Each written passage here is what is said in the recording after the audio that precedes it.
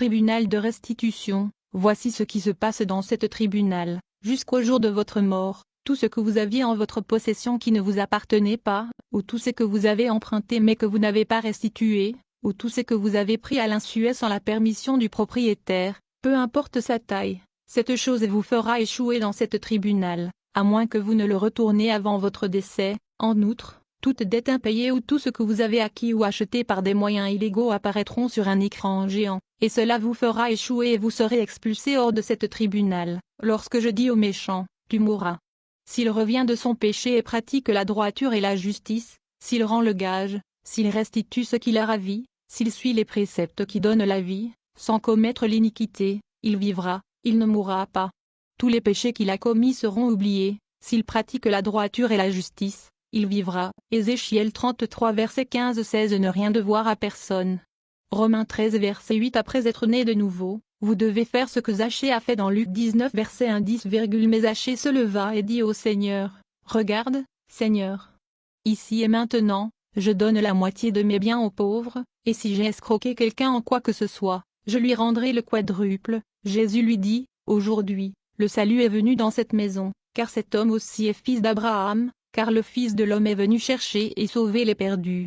Selon le verset 10, Jésus dit que le salut vient à vous après avoir restauré les choses qui ne t'appartiennent pas. Satan trompe les croyants en leur faisant croire que le baptême lave tous les péchés passés. Oui, il fait.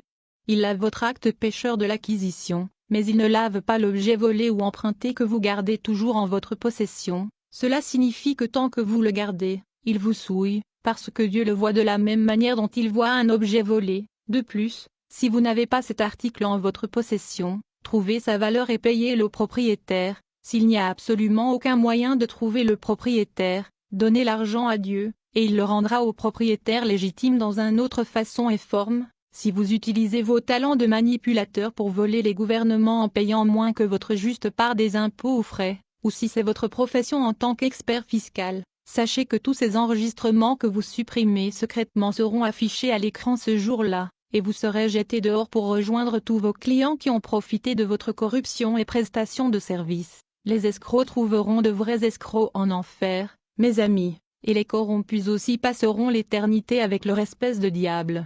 Il y a ceux qui tordent les lois matrimoniales pour acquérir une richesse supplémentaire de leur conjoint, et il y a ceux qui utilisent toutes sortes de moyens, de la charge des intérêts exorbitants sur les prêts pour tromper le système à leur avantage. Je te dis ceci, tous ces records vous attendent là-haut. Repentez-vous. Allez devant le Seigneur, raisonnez avec lui, et il vous donnera un juste chiffre et également va vous aider à le rembourser à titre de restitution. Faites-le maintenant, et vous serez en mesure de procéder à ce sujet. Les âmes qui échouent dans cette tribunal incluent tous ceux qui empruntent des Bibles mais oublient de le retourner, les couples et mariés qui prennent de l'argent à leur partenaire sans le leur dire, ceux qui prennent illégalement des produits sur leur lieu de travail, les représentants du gouvernement qui ont utilisé même la plus infime de toutes les ressources et matériaux de l'État pour leurs propres bénéfices, etc. Rappelez-vous toujours que Dieu ne voit pas et ne juge pas comme un homme. Ici dans ce tribunal, le crime de voler un sou est le même que celui de voler un sac d'or. Si votre profession ne vous laisse pas d'autre choix que de faire des choses qui vous fait perdre votre âme, demandez au Seigneur, et il vous en donnera une nouvelle. Rappelez-vous, Jésus recrute toujours dans la moisson des âmes. Il est le meilleur maître pour qui travailler.